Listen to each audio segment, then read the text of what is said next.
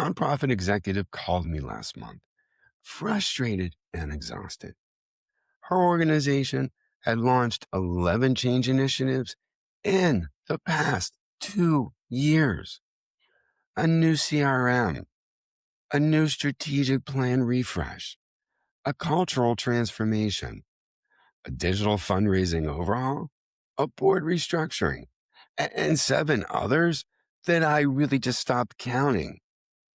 She said something that stayed with me. She said, "Kevin, we are doing everything right. We hired the consultants. We bought the software.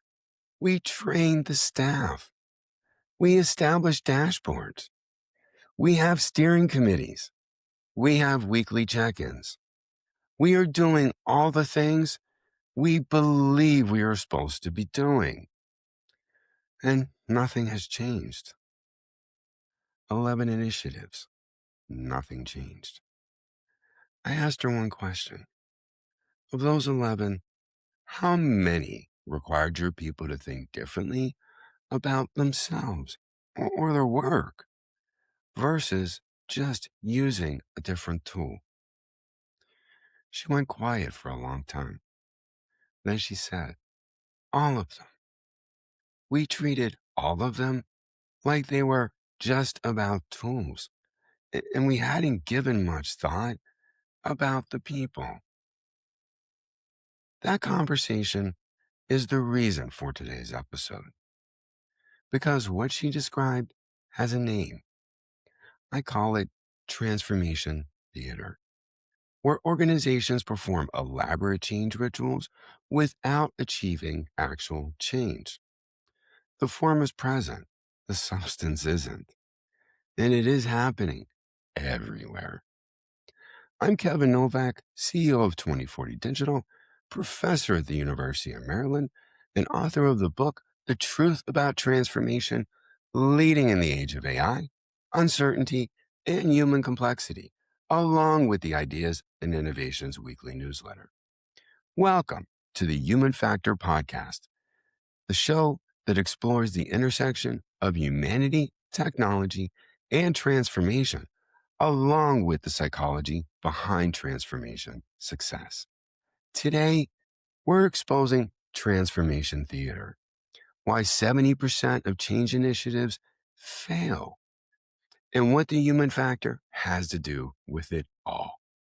This episode from season 2 connects directly to a live session I'm going to be delivering at the Bridge Conference in Washington, D.C. this July, called Transformation Theater, Exposing the 70% Failure Rate in Nonprofit Change Initiatives. I wanted to bring these ideas to you first because they build on themes that we've been exploring all season. And well, because I think what we've learned about identity, trust, cognitive load, psychological contracts all comes together in a way that explains the single biggest problem in organizational change today. In episode 9 of season 1, we explored transformation fatigue. What happens when organizations can't absorb more change? In episode 14, we examined the identity crisis of expertise. In episode 20, we unpacked the broken psychological contract.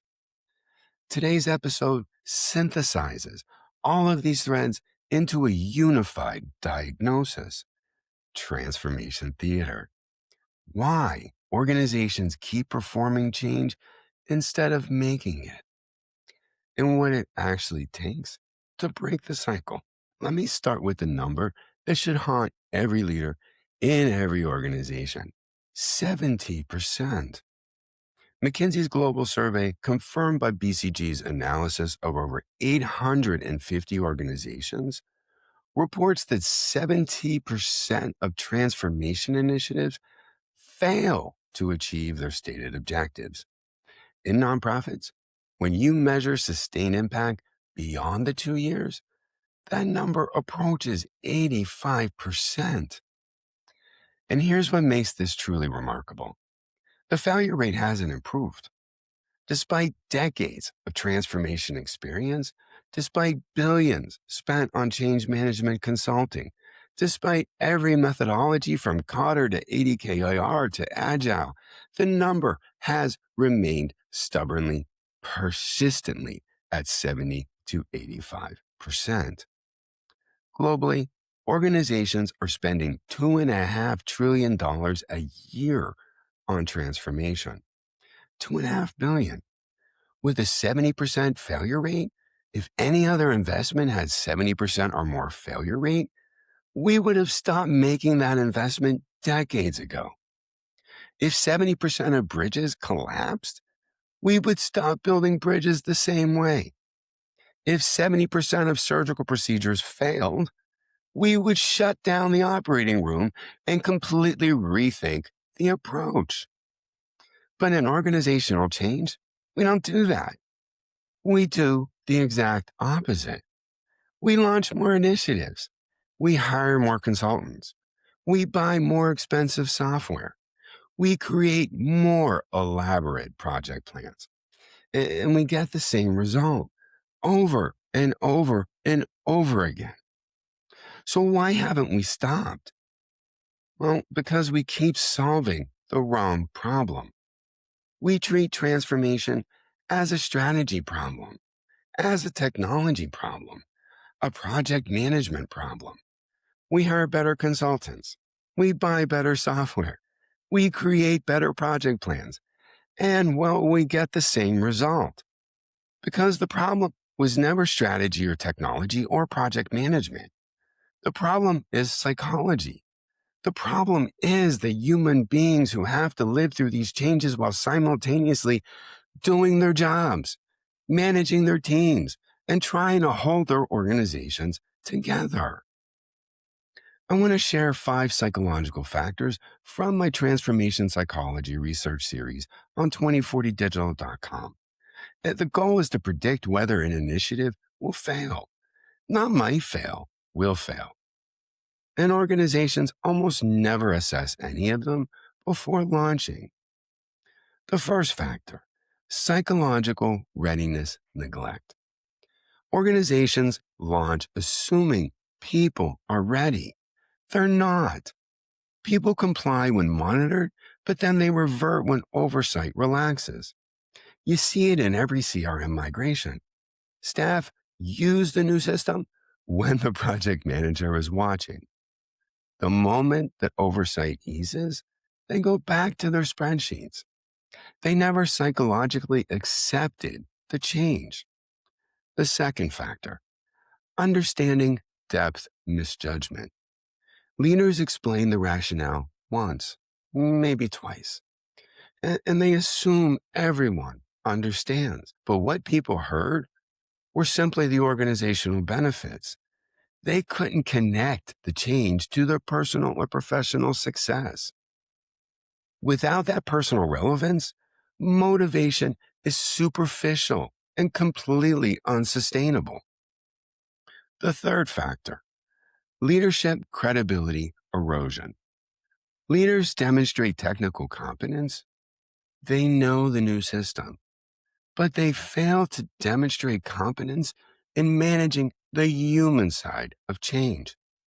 Staff lose confidence, not in the leader's technical ability, but in their ability to understand what this change actually feels like. The fourth factor, social dynamics mismanagement. We treat transformation as individual behavior change when it is actually social system evolution. Early adopters become isolated. Resistant influencers shape group opinion. Peer support networks that could accelerate adoption never develop because nobody designed for them. The fifth factor, environmental factor blindness. Psychological safety levels, resource adequacy perceptions, and cultural alignment are invisible barriers to change. People want to embrace the change, but they feel unsafe or unsupported doing so. And nobody measures this because nobody thinks to ask or even believe it's something to focus on. Transformation theater has 3 hallmark patterns. First, initiative fatigue, which masquerades as progress.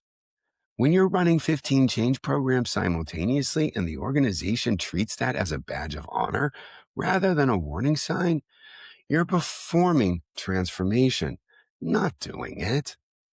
Second, activity metrics replacing outcome measurement, training completion rates, dashboard views, meeting attendance. These are just inputs, they're not outcomes. When your reports focus on how many people attending the workshop instead of what changed as a result, well, you're measuring the performance, not the impact. Third, change for change's sake. Your peer organizations launched a digital transformation. Your board attended a conference where someone talked about the innovation. Suddenly, you need to innovate too. But nobody has defined what problem you're actually solving or what success would look like. In my Ideas and Innovations newsletter, I wrote about a related concept called decision theater, the organizational habit of performing the rituals of decision making without actually exercising authority. Meetings are held, decks are polished, governance forums are convened, but the organization moves laterally rather than moving forward. Process replaces authority, and the motion substitutes for commitment. Asana's research found that individual contributors waste 3.7 hours per week in unproductive meetings, a 118% increase since 2019 before the pandemic. Across the United States, ineffective meetings cost $37 billion a year. The personal cost of making a wrong decision feels higher than the organizational cost of making no decision at all. So the leaders default to process. And well, the process becomes theater. If I could give every leader one diagnostic tool, it would be this distinction: the difference between technical challenges and adaptive challenges. Technical challenges have a clearly defined problem and a known or knowable solution. An expert can solve it. Implementation is very procedural. You migrate to a new CRM. You update your website. You install new accounting software. These are hard. They take time, of course. They require resources. But the path from problem to solution is knowable. You can project management your way through them. Adaptive challenges, well, they're completely different. The problem is embedded in people's values, their habits, and their beliefs. There's no known solution. It has to be discovered. And here's the critical difference. Adaptive challenges require people to change themselves, not their tools, not their processes, themselves. The fundamental mistake that most organizations make is treating adaptive challenges with technical solutions. You implement that new CRM expecting it to create a culture of data-driven decision-making. It won't. The CRM is a tool. The culture shift is an adaptive challenge that lives in people's heads and hearts. So when the technical solution fails to produce the adaptive outcome, leaders blame the tool. They blame the staff. And then they blame the vendor. They blame everyone except the diagnosis. Here's a test I use with every organization that I work with. Before you launch your next initiative, answer this question honestly. Does this change require people to think differently about themselves, their roles, or their values? If yes, you're facing an adaptive challenge. A project plan is, of course, necessary, but it's radically insufficient. You need a psychological strategy. You need to address identity, trust, and belonging. You need to build capacity for the emotional work of becoming someone different at work. If you skip that, you'll get compliance without adoption. You're going to get activity without impact. And you're going to get motion without any commitment. You're simply going to get theater. In episode 14 of this season, I told the story of three senior pharmaceutical scientists who became the biggest obstacles to an AI powered clinical trials initiative, not because they opposed the technology, because it threatened their professional identity. When expertise and identity become fused, as they always do over time, any change that threatens the expertise threatens the individual. There are three dimensions to this: professional identity fusion, years of expertise becoming inseparable from one's self concept. I am the person who knows how to do this. A new system doesn't just change a process, it invalidates years of accumulated mastery. The second, competence threat, moving from expert to novice in public, is psychologically devastating. Adults will actively avoid situations that expose incompetence, even when they know the new approach is better. Third, status and belonging risk. Expertise confers status. If AI or a new process can do what took you a decade to master, what's your value? That's an existential question, not a training problem. This is the human factor at work. This is what makes organizational change fundamentally different from installing new software. Software doesn't have identity. Your people do. In episode 20, we explore the psychological contract, the unwritten promises that every organization makes to its people. Research has established that this unwritten contract is actually a more powerful predictor of employee behavior than the formal employment terms. Let me give you a quick example here.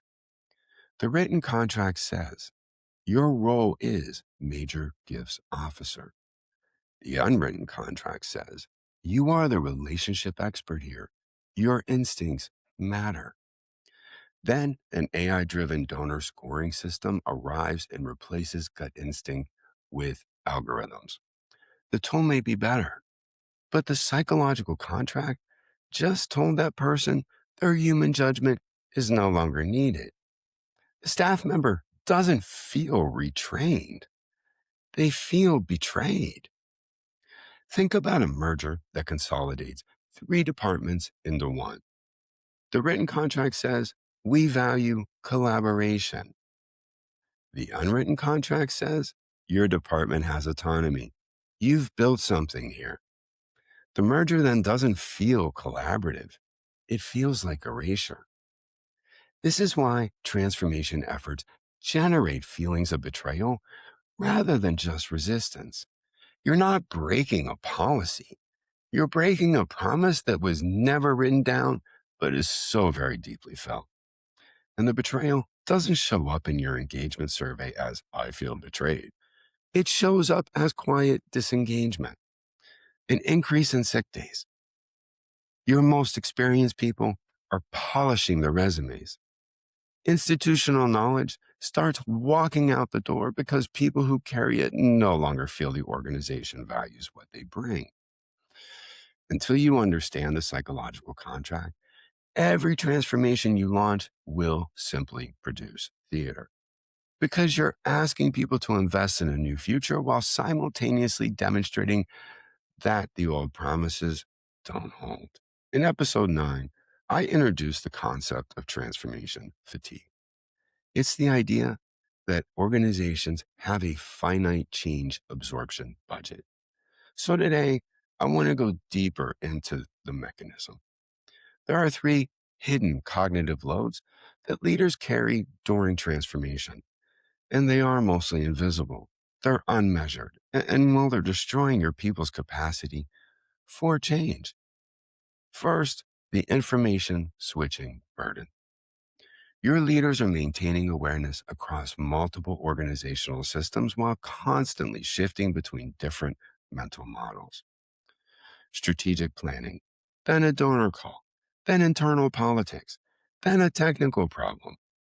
Each context switch depletes the prefrontal cortex, not metaphorically, physiologically. Scientific reports published in 2025 demonstrated that 40% of productive time is lost to task switching attention residue. By mid afternoon, your initiatives are not competing with resistance, they are confronting cognitive depletion. Second, the emotional labor quotient.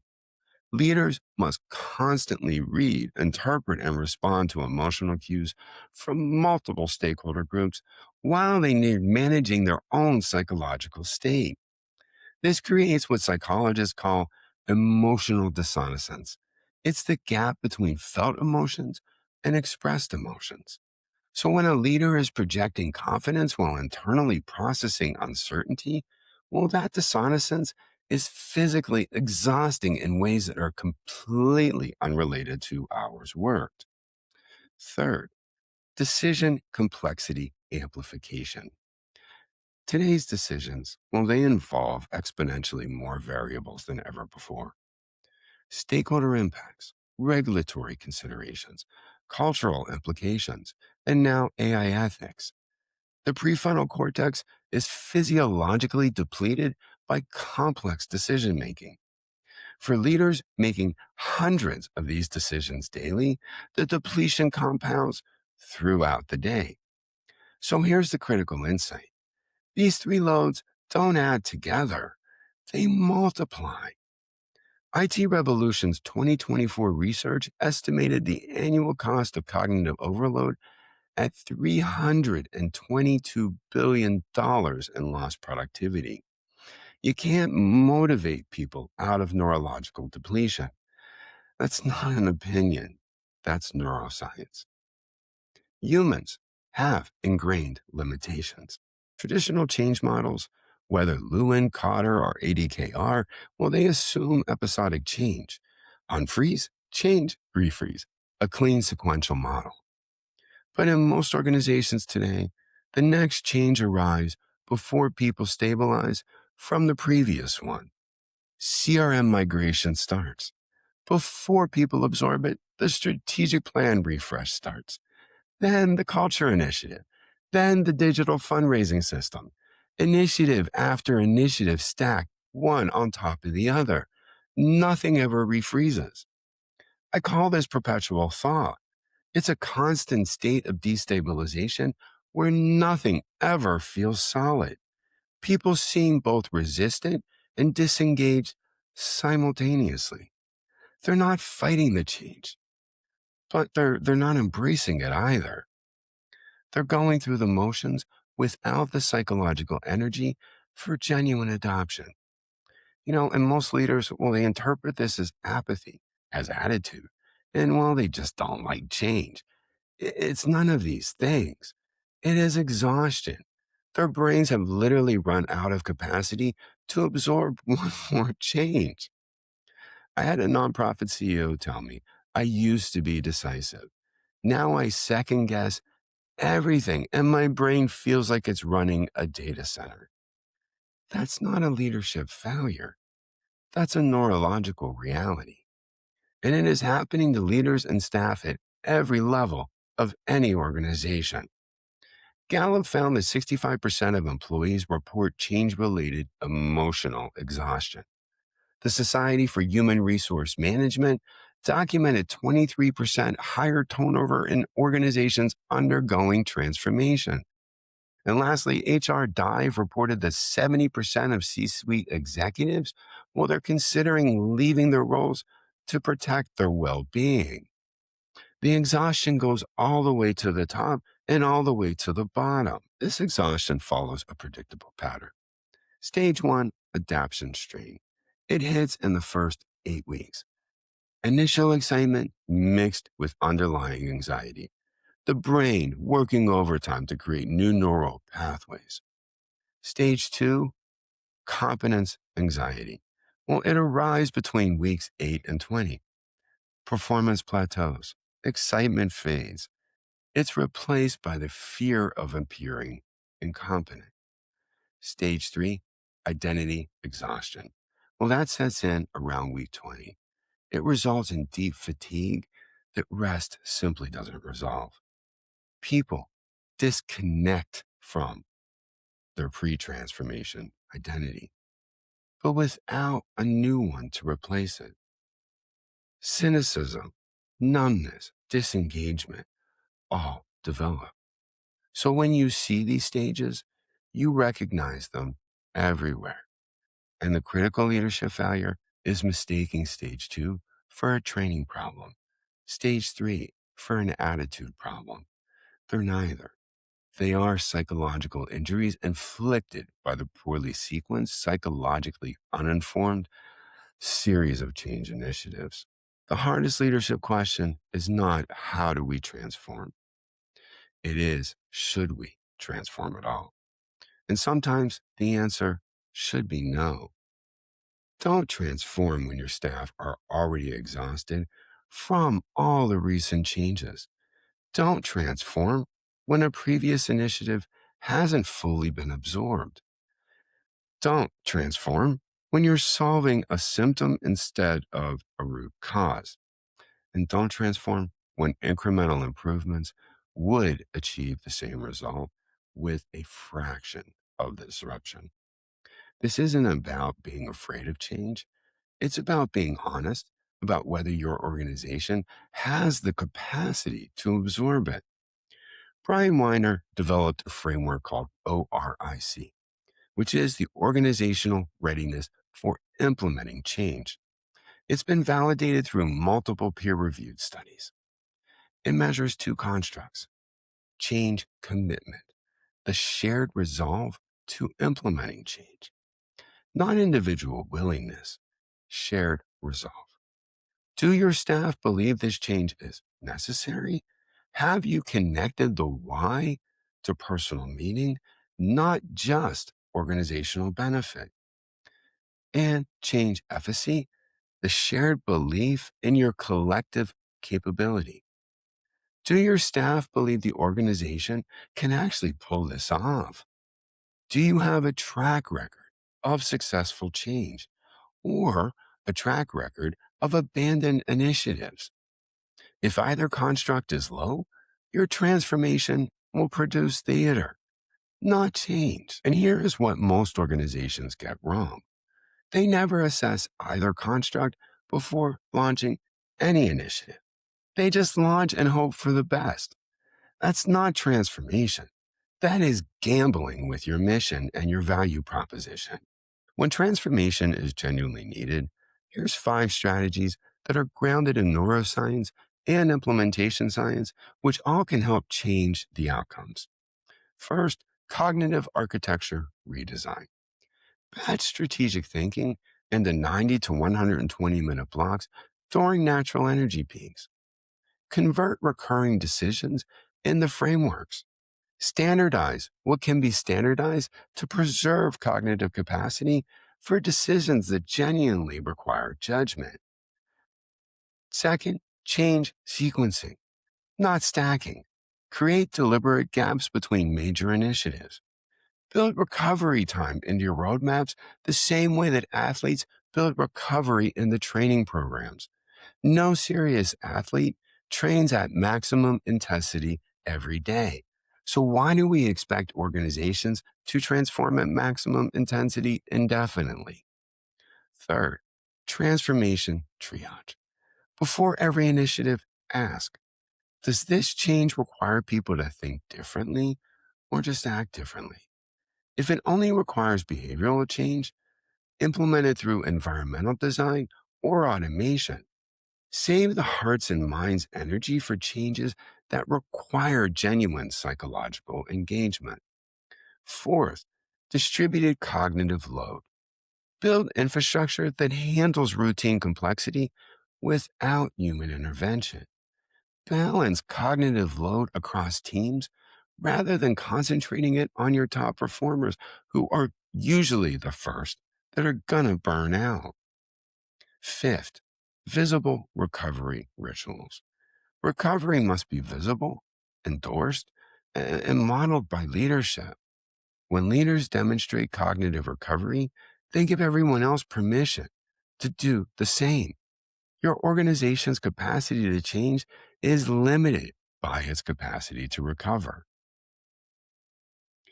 I want to leave you with one reframe that changes how you approach every transformation going forward. Resistance is not stubbornness. Resistance is organizational intelligence. When your staff says, "This too shall pass," they're not being difficult. They are pattern recognizing. They have watched your organization launch initiative after initiative, most abandoned within 18 months. So their cynicism is an attitude, it's evidence based. The question then is not how do you overcome resistance? The question is, what is the resistance telling you? Are your people protecting something that matters? Is the identity threat real? Is the psychological contract being broken? Is the organization already in perpetual thaw? If you have the humility to listen before you push harder, the resistance itself will show you the path to genuine transformation. Let me bring this together. The 70% failure rate in organizational transformation isn't a strategy problem. It is a psychology problem. We keep applying strategy solutions to psychological problems, and while we keep getting the same result, transformation fatigue is neurological depletion, not attitude. You can't motivate people out of it. Identity threat, broken psychological contracts, and cognitive overload are the invisible forces that determine whether a change initiative produces real transformation or simply elaborate theater. The most important question a leader can ask is not how do we transform, but are we ready to transform? And is this the right change at the right time for the people who have to live through it? Sustainable transformation isn't about moving faster. It is about moving at a pace that your people can actually sustain. In our next episode, Elizabeth Stewart returns for what I think is going to be a fascinating conversation about the leadership challenges at the intersection of organizational change and human capacity. If today's episode resonated with you, the conversation is going to take these ideas further into practical territory. If you found today's episode valuable, here's how you can explore these concepts further. The transformation psychology themes we discussed today are central to my transformation psychology series at 2040digital.com. I go deeper into each of the 5 psychological factors, the 3 stages of exhaustion, and the diagnostic frameworks. Next, the human factor method and the transformation readiness assessment. Both are available at transformationassessment.com. They measure not just whether people support transformation, but whether they're psychologically prepared for what real change demands of them. Subscribe to the Human Factor podcast wherever you listen to podcasts and leave a rating and a comment. Share this episode with your leaders in your organization who are drowning in initiative after initiative. Sometimes the most powerful thing you can do for someone is give them the language for what they're experiencing. And if you want weekly insights about transformation psychology, organizational behavior, and the human factors that determine success, subscribe to my Ideas and Innovations newsletter at 2040digital.com or on Substack. Every Thursday, I share practical frameworks and research on why change succeeds or fails. Until next time, remember, progress doesn't come from looking like you are deciding. It comes from accepting what real decisions demand. This is the Human Factor Podcast. I'm Kevin Novak. Thanks for watching or listening.